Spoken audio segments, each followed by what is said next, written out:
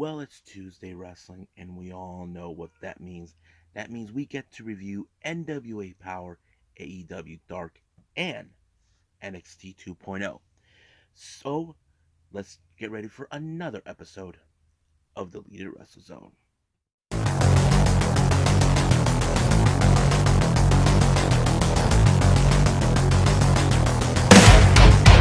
Are you ready? Get up, get up! Get up, get up! Get up, get up! Get up, get up! Get up, get up! Get up, get up!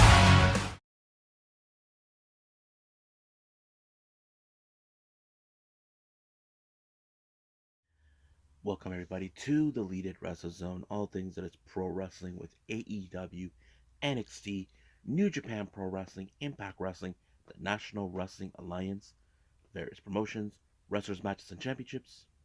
I am your host, Gerard here. So, let's begin with NWA Powerrr. They're back at for Powerrr Trip in this particular one. As you know, Powerrr Trip is divided, cut in pieces for matches we're definitely going to see. Now, it opened up with an interview with Mike Knox. Now, Mike Knox was scheduled to face against Harry Smith, but however, it turned out that he was not medically clear. Now, it's still no indications what type of, if he had an injury or was he sick or something. It's still unclear. Mike Knox, brags about how Harry Smith is scared of him. That's not true. He thinks it's a lie, he's scared of him now. But however, he called out one particular person, and that is the former NWA World Heavyweight Champion, Trevor Murdoch. Keep in mind, Mike Knox is part of the Cardona family, which led by the current NWA World Heavyweight Champion, Matt Cardona, who beat him a couple of months ago for that title. However, he wasn't arriving there, but the real question does remain. Will Trevor Murdoch respond to face him? Well, that's going to be our main event later on. Now, our next match we have is, of course, Ella Envy. Normally, we see her teaming with Kenzie Page, but now we're going to see her with being a singles competition, taking on someone you guys may have heard of. You may have seen her on certain promotions. We're talking about Max the Impaler. Yes, that same big monster, Max the Impaler. I did not anticipate to see her, but you can guess by that time that Max the Impaler is no joke. She will crush you. And that's exactly what she did with Ella Envy. She crushed her. So that kind of became obvious. Now, our next interview by Kyle Davis we have is Zion. Now, keep in mind, Zion has been going through a lot of things in his life. One, well, this has been out for a while since we know Austin Idol has confessed that he is Zion's dad. It's still no indication whether there's going to be a little father love, that sort of thing. No. But however, Zion's mind is in another place as well. Where, if you guys remember, this wrestler named Joe Alonzo, now goes by Alonzo, has been saying things about Zion on social media. As you know, we haven't seen Alonzo for quite some time. There's been some controversy with him. The dates back when he was doing extra work with AEW. I was surprised to see him. I mean, if you guys know who he was good friends with Sammy Guevara. I'm not sure if there still are, but the way I see it, it did came up now. Their match was pretty interesting because the thing is, Zion he is a strong wrestler, but however, the key thing for him is more like, does he know exactly what he's going to do? Does he know that exactly what kind of maneuvers he's going to put? Well, he's a bit of an unorthodox wrestler that you probably cannot explain. But Joe Alonso, he was determined to beat him, but unfortunately, with the Death Valley Driver, for Zion, he did that at least not once, not twice, three, that allowed him to pick up the victory. Now, our next interview is with Jack Stain, the current, national champion. As you know, he's been trying to play the legal way to ensure that the national title does not leave his sight. And of course, he has that attorney of his to ensure that they're playing by the rules. And I forgot what he was going to do because we know he's set up in a tag match this coming Saturday for NWA USA. So I'm still waiting on that, how that's going to be portrayed.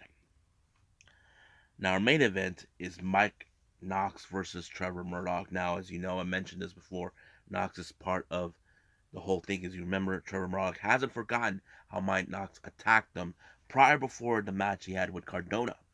But in many ways possible, you probably would have assumed Mike Knox would have walked out of this. Now, in an act of desperation by Knox, he was trying to use the ring bell to ensure he wins, but luckily it didn't go that way, and he ended up being disqualified, and it gave Trevor Murdoch the victory.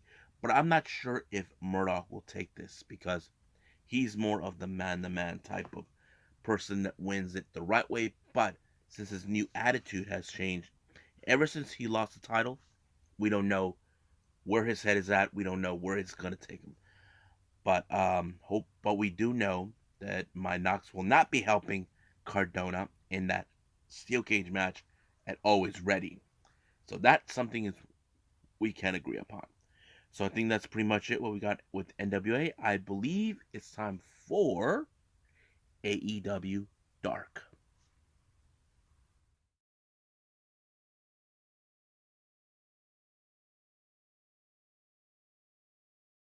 So let's talk about AEW Dark.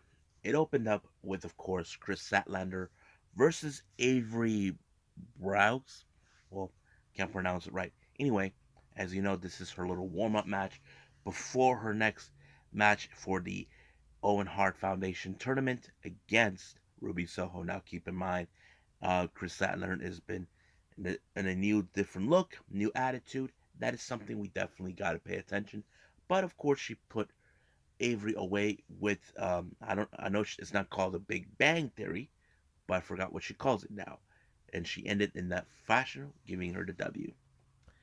Now, this is the first time we hear these guys from the Jericho Association Society. We're talking about Daddy Magic Matt Menard and Cool Hand Angelo Parker taking on Eli Isom and Tug Cooper. Now, this is we haven't hardly see these guys in tag teams ever since they aligned themselves with Jericho, but now they're still on the same role. Their teamwork continues, and not to mention, they're getting ready for their upcoming event at Double or Nothing, taking on the members of the Blackpool Combat Club and Kingston Santana Ortiz. And they picked up a huge victory when they pulled off, I forgot that one move they did, giving them the W. Our next match, we got AQA versus Brittany J. Now, AQA, as you know, I haven't seen her for quite some time, but I was hoping she would pull off the Shooting Star Press, which was the move that put her to be signed with AEW. But no, she pulled off like a somewhat of a cutter type move. I'm not 100% sure exactly what to call it, but it did allow her to pick up the win. Next up, we got Lee Moriarty taking on Dark Order's Allen 5 Angels. Now, keep in mind, in Dark Elevation, Lee Moriarty beaten Alex Reynolds. Now, you know Lee Moriarty, he is very talented as a submission specialist, and he put him in the same type of move on Alex Reynolds to uh, Angels. I think it was like similar to a crossface, but it's not. Five had no other choice but to tap. Next up, Sunny Kiss taking on Carl E. Bravo. As you know, Sunny Kiss. We know that he's been. We haven't seen him for quite some time, but it's great to see him back. So a new type of attitude has now emerged. It did allow him to pick up a very good victory against Carly Bravo. I think he did that little split move or whatever he calls it, but yes, it was great. Now, our next match, we got Robin Renegade versus Vicky Dreamboat. Now, There's no secret when it comes to Robin Renegade. Wherever she goes, her twin sister, Charlotte, goes. As you guys know, they pulled, we like to call, the Bella Twins maneuver. If you guys remember years ago, when the Bella Twins first debuted, no one knew that she was a twin. But, however, when Brie revealed that she had a twin, that kind of same they pulled off that go under the ring routine, and it did help. However, it was no secret that that was going to be the key factor to win. Now, some of you are probably saying, are they officially with AEW? Truth to be told, they have been extras with them from the very beginning because they were trained under the QT Marshall's school, the Nightmare Factory. But yeah, um, it's still no indications if they are gonna they're signed, but we do know they've been appearing at various promotions, mostly with Mission Pro Wrestling. They were recently the Mission Pro Tag Team Champions, but they lost those titles recently. Next up, we got Anthony Ogogo versus Trenton Storm. He also goes by another name. You may see him in some promotions in the Midwest. Grayson Storm. I don't know why he had to change his name to Trenton instead of Grayson Storm, but this is not WWE. I don't know what was the reason, but we'll find. Hopefully, I can get an answer to that when I can find out. But as you know, with this type of match for Anthony Gogo, he ends it real great with the punch. 1, 2, 3, knocked out. It's over. However, Anthony Gogo decides to continue to beat the crap out of him, knowing that he won, but of course he doesn't care. Next up, we got the return of the Librarian. Yes, Leva Bates is back, taking on Kia Dream. I thought this match was very interesting to see her back in the ring. We haven't seen her that much at all. We know she's involved backstage mostly. She has another position with AEW, and it was great to see her back. But she picked up the good victory in this match, even though I don't know if they want her to get her feet wet. I don't know, but it was great. Now our main event is the Wingmen, Peter Avalon and Ryan Meneth, along with JD Drake, taking on Roppongi Vice. As you know, on Wednesday they will be facing off against FTR for the ROH World Tag Team titles. But it was great. But JD Drake, as you know, he got himself involved. But wherever Roppongi Vice goes, here goes Orange Cassidy showing up, doing his thing. And of course, Rocky Romero gave him a little tope sushi that put him out. But it was, of course, Trent Beretta that picked up the victory by pinning Peter Avalon, and it was over right from there. So, yep, Roppongi Vice are in good momentum, but will they win the ROH World Tag Team titles against FTR? That is something we're going to wait. So I think that's pretty much it with Dark. So let's move on with NXT 2.0.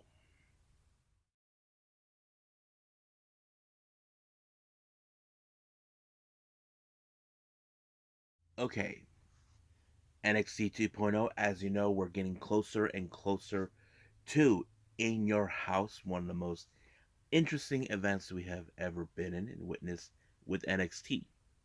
Now, it opened up, of course, the feud between the two families, between Legado and Tony D's, rages on. It never ends, it never stops.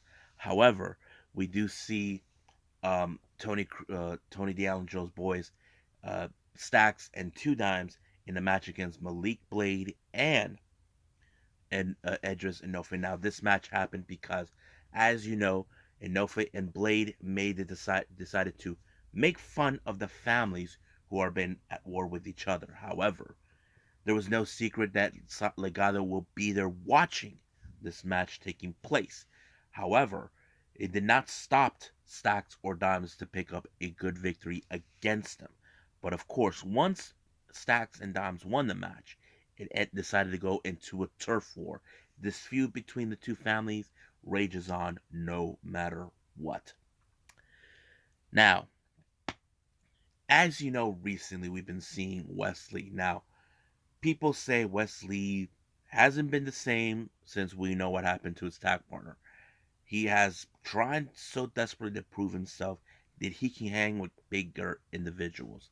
As you know, last week he was in a match against he was supposed to be in the match against Zion Quinn, but he was not medically cleared, so he ended up in a match against Nathan Frazier.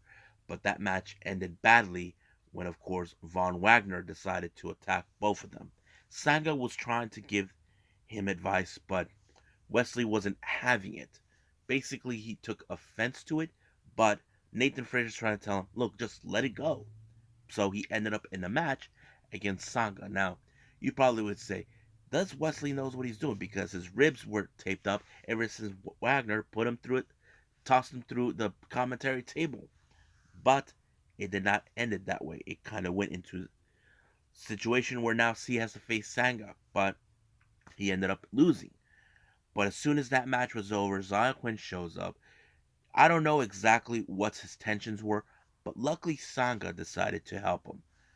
Trying to show him kindness, knowing that this is not good for him whatsoever. Because Zion, as you know, he did ended up this saying that he wants people to show respect to him. Well, I don't know if that's a good way to do it. Now, as you know, for the entire time in this show, we've been seeing Braun Breaker unhinged. As you know, Joe Gacy will not take this kindly ever since losing the N to NXT the a shot of the NXT championship by Braun Breaker. But he set up a match at In Your House where if Breaker gets disqualified, the title will be exchanged to him. He's been playing these mind games for the entire time. He found a photo of him and Braun Breaker from 20 some years ago. And of course when he was playing football. It doesn't make clear what he was trying to do, what it is.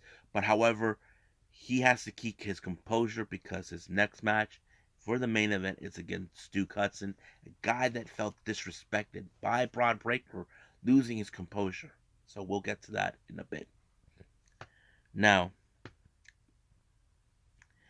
as you know, recently we have seen Roxanne Perez. She's part of the NXT Women's Breakout Tournament. She was getting advice from Cora Jade, who's been her friend for many, many years. Cora Jade tried to tell her, compare it to someone from her past.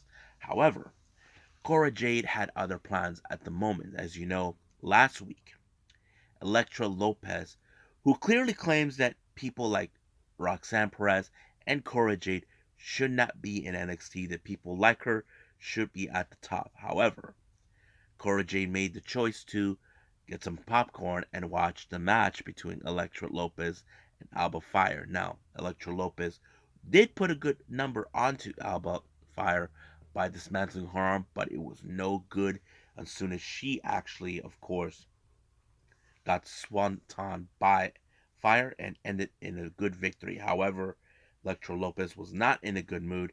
We don't know if the distraction with Cora Jade might have cost her not to win. But of course, she just tossed the popcorn. Now, as for the NXT Women's Breakout Tournament, we have Roxanne versus Lash Legend. Now, you probably would say the advantage goes to Lash Legend because she's big. Yes, I would say it would, but don't count Roxanne out due to the fact of her size. Now, Lash Legend looked more like she was about to do a power bomb, but somehow Perez was able to pull off Pop Rocks in that fashion, advancing her into the finals. Now, however, this is where things got a little interesting in the other match of the women's breakout tournament. We were supposed to have Nikita Lyons versus Fallon Henley. Now, Fallon won her match to earn her position. However, she could have had the bye, advanced into the finals. But Tiffany Stratton shows up, feeling like this is way too easy for her. She felt like she was taking it too kindly. But Fallon, being the sport that she is, she decided, you know what? If you want this match, let's do it. So she took Nikita Lyons' spot. But the match was pretty good. However, Stratton did put a number on her badly. Her leg was, but it was Tiffany Stratton who won that match. So now in the finals is going to be Stratton versus Perez. Now I wouldn't be surprised in the finals if we see that no good piece of garbage, Grayson Waller, try to help. But I wouldn't be surprised if Roxanne has someone to watch her back in case of that happens. Now, some things have been changing with Diamond Mine recently. We were supposed to have Roderick Strong and Damon Kemp taking on Pretty Deadly, but however, apparently Kemp was on the phone saying that Strong was not 100%. He was not medically cleared. He got injured during practice. But of course, the other members of Diamond Mine, the Creed brothers, and um, what's her name, and Ivy, are a bit more like, what? All this and that. Now, Kemp's saying he's not here to step on anybody's shoes, but he's following orders from Strong. Now, I don't know if this is the beginning of seeing Diamond Mine fall apart or what. But of course, one person, the tag team who is taking all the pleasure seeing how Diamond Mine has been acting up is Pretty Deadly. That's always been their MO. But, they're probably believe that they're going to walk out as tag team champions at In Your House against the Creed brothers. So we'll find out when we get to that day. Now, if you guys remember recently, Indy Hartwell set up herself in a match against Mandy Rose, who decided to kick her down while she's out down on her luck, knowing that. But however, Toxic Attraction got themselves attacked by Katana Chance and King Carter. Keep in mind, Katana and Kaden have been the legitimized tag team before Gigi and JC came around. However, Mandy had to go alone against Hartwell, but because Gigi and JC were, how do I say, beaten up, Katana and Kaden continued to beat up more, but that caused a distraction. It gave Mandy Rose to win the match against Indy. However, Wendy Chu showed up with a bag of balls, and now she wants to challenge for the NXT Women's title. Now, later on, of course, Toxic Attraction are pissed off. This is their problem that they have. They felt you beat your opponents once, it's over. They got the message. No. These are women who are not going to give up that easily, no matter how far you're going to be. So, they're going to put their titles on the line at In Your House. So, Mandy Rose will face Wendy Chu. And of course, Gigi and JC will put the tag team titles against Kaden Carter and Katana Chains. Now, our next match we have is Von Wagner taking on Ike Manjaro. However, as you know, this dates back when, of course, Ike Manjaro looked at their associate, Sophia Cromwell, and she ordered Von Wagner to toss him through the audience, which was despicable. But, of course, it did not end well for Jero. It ended badly. He was about to be tossed through the commentary table until Josh Briggs showed up and giving him a helping hand. As you know, it was Von Wagner that put Brooks Jensen out of commission, and this time it's more like Josh Briggs, like, not in my watch. So basically, ruined their plans. But of course, Cromwell and Von Wagner and Stone were regrouped, trying to figure out what to do with Briggs. However, Cromwell did say that they cannot lose momentum over this, but they will deal with Briggs soon enough. Now, our main event, as you know, we had Braun Breaker versus Duke Hudson. Now, this match, as you know, is more of the mind games with Joe Gacy continues. Now, Joe Gacy had his two hooded friends who seems to have something in store for Breaker. Now, it's no secret that these guys have been helping, but it's still unclear who the hell they were. The match was more either controlled by Breaker or Hudson. But once things got out of control, with the hooded guys getting involved, Joe Gacy brought up the chair and, of course, got into the head of Braun Breaker, and Breaker whacked Hudson with the chair. But does this mean that he is losing his composure? Well, and Joe Gacy will finally say he has the entire NXT under his control. That is still unclear until we get to In Your House. That's going to be next Saturday. But we'll see when we get there. But right now, I believe we should call it a day right here. Well, I hope everybody enjoys this episode. Coming up, we do have more on New Japan Pro Wrestling with Best of the Super Juniors. As you know, the both blocks are in the same show. We're going to see who advances and who is still behind the whole thing. And I may throw in something very special. If you guys remember Terminus, they have this thing called Modern Arts Grappling or something like that. So this is going to be something new. I want to give my opinion and thoughts of this particular event. Baron Black's involved, but I don't know about Jonathan Gresham. But I'm kind of curious to see what this one goes. But right now, let's. I'll see you guys in the next DWZ time. Same DWZ channel. I must bid all of you adieu. So, goodbye. And have a nice day. Bang.